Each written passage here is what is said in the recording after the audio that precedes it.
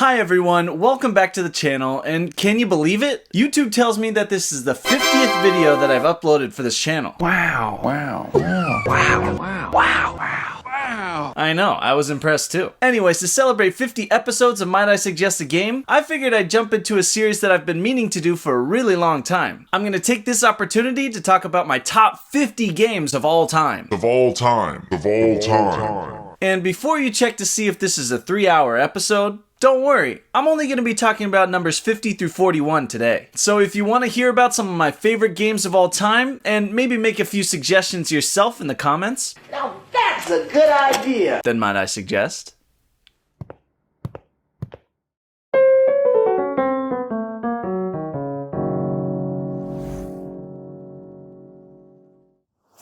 Hi, I'm Alex from Might I Suggest a Game, a channel devoted to helping you find your perfect board game. Today, like I mentioned before, we're going to be kicking off the list of my top 50 games of all time. But before we do, I got a few shoutouts to make. The first shoutout goes to Jeff and Jamie from Foster the Meeple, who recently shouted out our channel on a Share the Love video that they did. Now, I've been really blown away by the kindness of content creators in the board game space specifically, and Jeff and Jamie are some of the best at it. I felt so lucky to be included with all these other awesome content creators, and I really appreciate you spreading the love. It means a lot. So if you're looking for an awesome YouTube channel with great board games, with great humor, and most importantly, with great people, then might I suggest Foster the Meeple. The next shout out goes to the folks at Pub Meeple who came up with the ranking engine that I used for today's episode. If you want to figure out what your top 50 games of all time are, you should check out their website at pubmeeple.com/ranking engine to get started on ranking your collection today. It was super easy, and although it did take a long time because I played a lot of games, it was totally worth it, and it gave me a really cool way to empirically figure out what my favorite games were instead of just doing it by feel. So if you're interested in finding your top games of all time, then might I suggest the ranking engine at pubmeeple.com. Okay, last one before we get started, I want to give a shout out to all of you. Whether you're a new subscriber or you've been with me since day one, I wouldn't have made it to 50 episodes without all of you. So thank you. And if you're not a subscriber yet, why not take a second to go down there and hit subscribe and that little bell button so you can get notified when I post new content. I really appreciate every one of you, and I can't wait to keep making another 50 episodes for you. Alright, that's enough. Let's get into it. Will one of my top 50 games be the perfect game for you? Let's find out, shall we?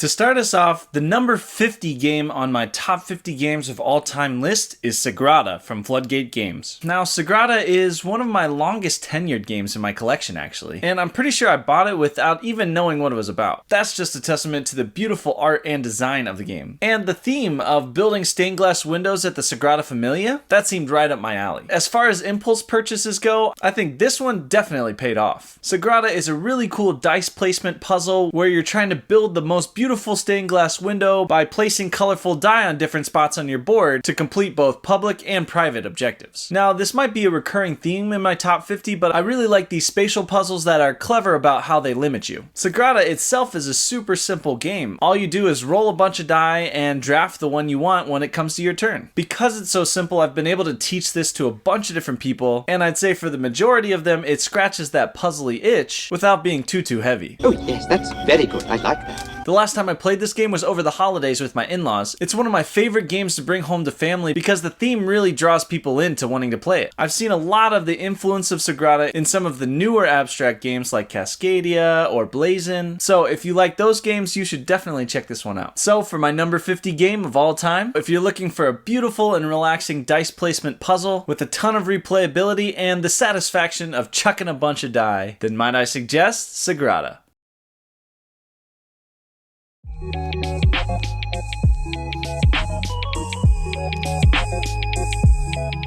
Number 49 on my list really surprised me because I've actually only played this game once. It's Star Wars Outer Rim from Fantasy Flight Games. Now, me and Liz got a chance to play this one for our first and only time at a local game convention a few years ago, but for some reason it's always stuck in my head as a game that I should really get a copy of. I don't actually own Star Wars Outer Rim, and the reason why is because when I first played it, I didn't really think I'd be able to get something that heavy to the table frequently enough for me to own it. But now, as the years have gone on and my tastes have changed as well as my collection, I'm thinking it's time I need to pick up a copy. I also think this game jumped up on my list a little bit because when we played it, I had a great time, even though I got smashed. And the reason why? It's because Liz whooped up on everybody. Like I said, we were at a local convention, and these guys were nice enough to teach us how to play the game, and it was clearly one that they had played a decent amount. But Liz, even after only going through the rules one time, pinpointed the perfect strategy to turn all the other players into space dust. Star Wars Outer Rim is a really cool bounty hunting, pick up and deliver game where you can play as some of the most famous bounty hunters from the Star Wars franchises. Now, I'm not a Star Wars super fan, but I do really like the IP, and I think this game did a really good job of capturing the feel of bounty hunting. Anyways, after pitting this game up against a bunch of other games that I've played, I realized that I actually really liked this game, and I really want to play it more. So, if anyone has a copy they want to give me, you know where to find me. Anyways, I was definitely surprised to have a game I only played once sneak into my top 50, but I guess that just proves how good of a game it is. So, if you're looking for a really solid pick up and deliver game in the super rich Star Wars universe, or if you just want to see if you can make the Kessel Run in less than 12 parsecs. This is a ship that made the Kessel Run in 14 parsecs.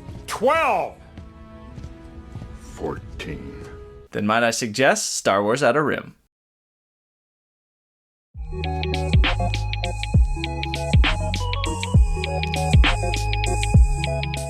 Number 48 is a small box game that I've been really enjoying on Board Game Arena. I recently picked up a reprint of this one, so I finally have a physical copy. It's Coloretto from Rio Grande Games. Coloretto is a super simple, very colorful push your luck card game where all you have to decide on your turn is whether you're going to flip a card from the deck and put it on one of the piles, or take one of the piles. But it's not that simple. There are a bunch of different colors of chameleons in the deck, and at the end of the game, you're only going to score positively for your top 3 colors. Any other colors besides your top 3 will score in the negative, so you have to really avoid taking cards that you don't want. Anyways, it's a super easy and super quick game that has enough luck in it where even beginners can win. And since I got the physical copy, I've been bringing it to almost every bar I go to. One of the more overarching themes that you'll see in this list is the fact that I like to introduce new games to my friends, and so I really appreciate games that make that easy, either by having a simple rule set or by just being really dang fun. And this game has both of those. I've played this one with veteran gamers and newbie gamers alike, and I've come to the conclusion that it's a perfect palate cleanser for any game night. I really enjoyed teaching this one to my mother and father-in-law, who then proceeded to beat me in almost every game that we played. They're pretty quick studies. Or maybe I'm just a really good teacher.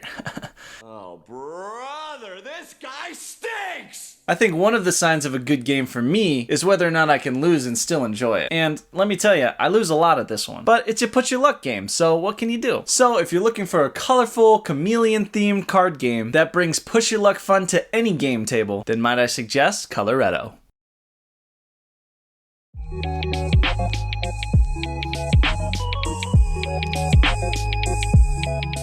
The next one up, number 47, is the game that I've really only played digitally. It's Six Nymph from Amigo Games. Now, I know it's actually pronounced like Sechs Nymph or something like that, but I'm just gonna say Six Nymph because I'm not German. But anyway, Six Nymph is another really awesome push your luck card game where all you're trying to do is to avoid putting the 6th card down in a numerical row. If you do get unlucky and have to put the 6th card down in a row, you'll have to clear that entire row and take the amount of points indicated on each of those cards. And in this game, points are not a good thing. You know, points or no points, you're dead meat.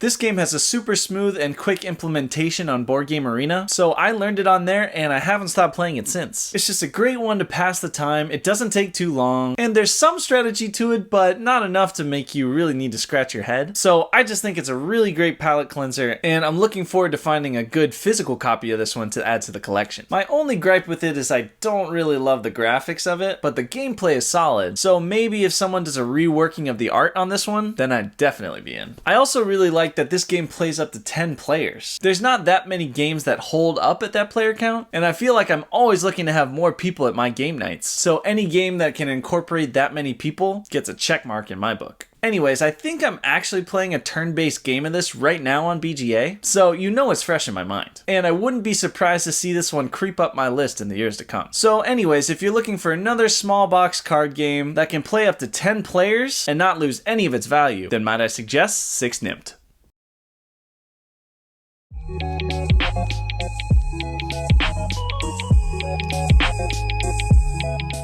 The next on my list, number 46, is the first of many party games. Like I said before, I love having a good game night, and I love party games for the way that they bring people together. It's Crosstalk from Novu Games. Now, this game I think is a little bit of a hidden gem. It definitely falls into that category of the classic hidden word party game where two teams are trying to guess whatever the word is. But I really like the player interaction that happens in this one, and every time we play it, I feel like we have a new inside joke. As with most of these games, the players will get split up into two separate teams, and they'll pick one person from each team to be the clue giver. The tricky part is, once the clue givers know the hidden word, they'll give a clue, but they have to give it to the other team. No way. Really? Now, there's a lot of nuance required when you're giving clues because you're trying not to give it away to the other team because they get the first chance to guess. Either way, it's a proven formula. We've played this with almost every friend group we have, and they love it. I think this game would be a little higher too if the design of it was a little bit better. They definitely missed the mark on some of the iconography and components, but from a gameplay standpoint, this game is solid. Do yourself a favor, if you ever see Crosstalk on the shelf, dust that bad boy off and play it. I promise you won't regret it. I think the last time we played this game, it was at a cabin weekend with some friends, and I just remember staying up way too late, laughing deep into the night just because of some of the hilarious clues and inside jokes that we created from this game. And I think that any game that elicits a reaction like that has a special place in my heart. So if you're looking for kind of a hidden gem party game that I've had in the collection for a while now and it still holds up, then might I suggest Crosstalk.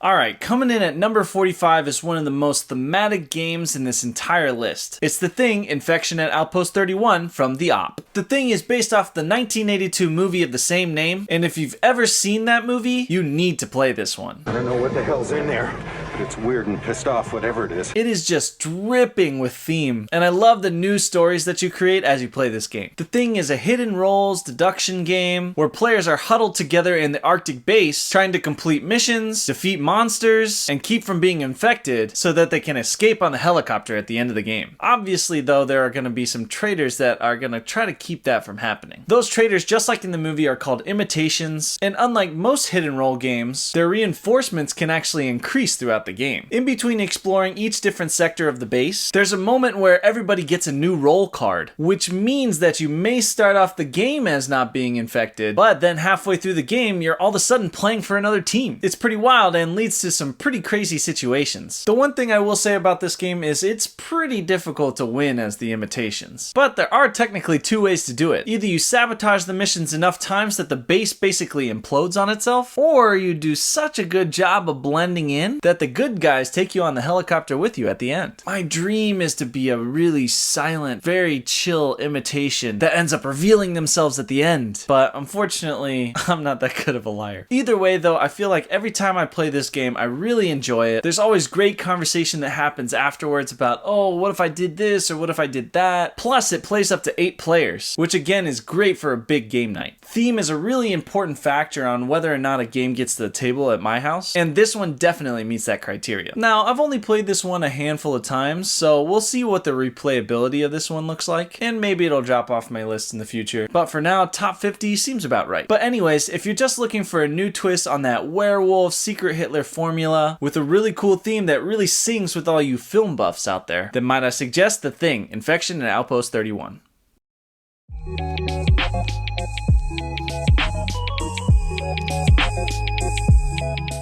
Speaking of social deduction party games, the number 44 game on my list is Werewords from Bezier Games. Now, I enjoy a game of werewolf from time to time, but for me that game is only so-so. But Werewords, on the other hand, is a game that really sings for me. This game is a perfect mix between that hidden word party game and that social deduction party game. It's a hidden word social deduction party game. What can I say? I'm very excited.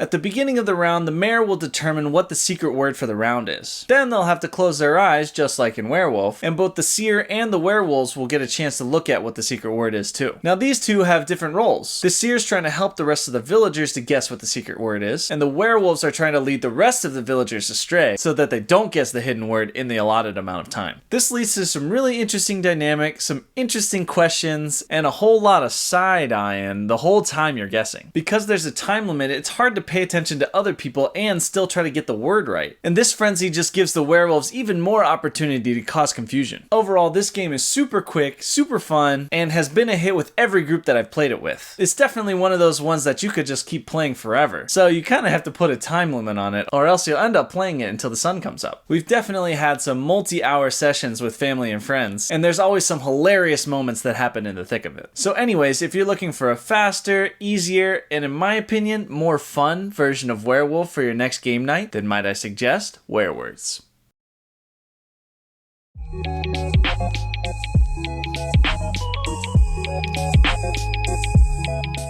The next game on my list, number 43, is Picture Perfect from Arcane Wonders. Picture Perfect is a newish game that I got to play for the first time at Origins last year, and I love it because it's such a novelty concept. In the game, you're going to be placing your little standees around the board and trying to collect some hidden information to make sure you can take the perfect photo at the end of the game. And when I say perfect photo, I mean perfect photo. You have to actually use your phone to take a picture at the end of the game for scoring. The last time I played Picture Perfect was with some friends that were in town for the night and didn't have a ton of time to hang out, so this was a perfect game for them. It plays really quickly, the concept of the game is really easy to grasp, and because you're taking a picture on your phone, you're always going to remember when you played it. It's like you're creating memories right in front of your eyes. The game itself is super simple. It's played over 6 rounds, and each round you'll be sharing some sort of information with the players around you. There are ways for you to manipulate that information, but for the most part, you'll get a chance to see some sort of information about almost every character on your board. Now, I said that you could see that information, but the question is, can you remember that information? There's a really interesting memory element to this game that isn't really present in a lot of games that come out lately, and I just find that fascinating. Picture Perfect has been a really fun one for me to introduce to new players and family members that don't play a lot of games. The rules are quite simple, but again, like I mentioned before, I do really like those spatial placement puzzles, so this one definitely scratches the itch for me. I've heard some people say about this game that it's definitely a novelty game, and the more you get it to the table, that novelty might wear off. And that may or may not be true for me. We'll have to see. I've gotten it to the table a fair amount, and it still seems as fresh as ever for me. But then again, my main use case is playing for the first time with new players, so that might not be the same for everyone. Either way, though, it occupies a unique space in my collection, and for that, I really appreciate it. And so for now, this one's not going anywhere. So if you're looking for a totally unique game that includes logic, spatial puzzles, hidden information, and memory elements, then might I suggest Picture Perfect.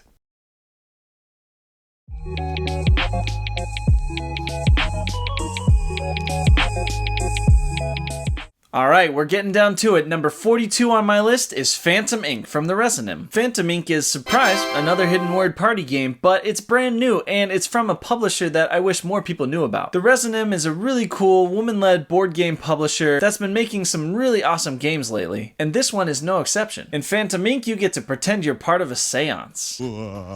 Spooky. Players will split up into teams, and the majority of the players will try to contact the spirit by giving them different question cards. Now, the spirits know the hidden key word, and when they receive those questions from their team, they have to choose one of those questions and then start writing down the answer to that question. Now, the trick is, just like a Ouija board, the process is one letter at a time. And because of that, their team can say Silencio at any time and stop the spirit's pencil exactly where it is. This leads to a clue board that's full of half-finished words that probably mean more to one team than it means to the other. To me, this game represents a simpler and more dynamic version of that game Crosstalk, which I talked about earlier. And the main thing that I like more is because the team is giving the spirit some questions, it means that whoever is the clue giver has a few prompts to work from, instead of having to come up with the clue all by themselves. Sometimes in these types of games, being the clue giver is really difficult, and there's a lot of pressure on you, but in Phantom Inc., all you have to do is answer the questions that are given to you. Now, how you answer the questions can be the difference between winning and losing, but isn't that the way it is with any of these games? Either way, the gameplay of this one is really great, and the art in Phantom Inc. is also so amazing. It really gets you in the mood of being in that seance. But we've played this game plenty outside of the Halloween season, and it still lives up to all the hype. So if you want to check out a slightly lesser known party game from a slightly lesser known publisher that I think could easily play with the big dogs, then might I suggest Phantom Inc.